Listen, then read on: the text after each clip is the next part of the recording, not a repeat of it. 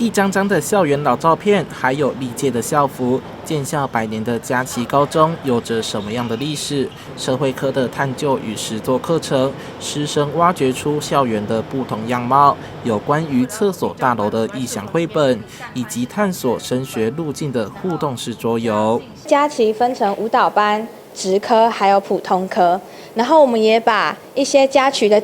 的趣事融进去故事里面，像是我们之前开始招收男生的时候，是把男生全部集中在同一班去进行编班。我们现在站的这一栋，在以前都是厕所大楼，就整栋都是厕所，很有趣。可是，在我们来之后就已经在我们来之前就已经都拆掉了，所以我们就对这个他们的像是外貌或者是里面发生的事情很感兴趣。正逢100年校庆嘛，所以跟往年不一样，他们以前可能对学校是好像既熟悉又陌生的，等于透过这次的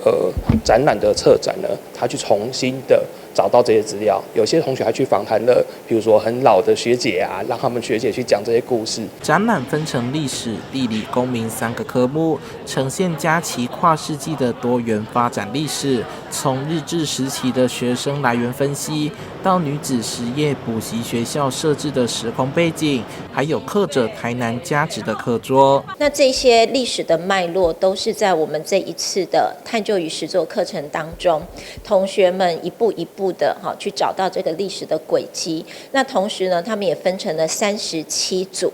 共同的来呈现有关佳琪的一些历史。我看到学弟妹们这么棒的表现，让我走进来，好像回到了一个时光走廊的概念，就是我们怀念起我们那时候的榕树，然后怀念起我们的操场四周围的阶梯，那整体跟它的主轴印象都非常的棒。从1924年的台南商业补习学校附设1年女子专修科开始，逐步蜕变成现今多元的风貌。在100年后，师生用光阴故事诉说着佳琪高中的流变，勾起许多佳琪人的回忆。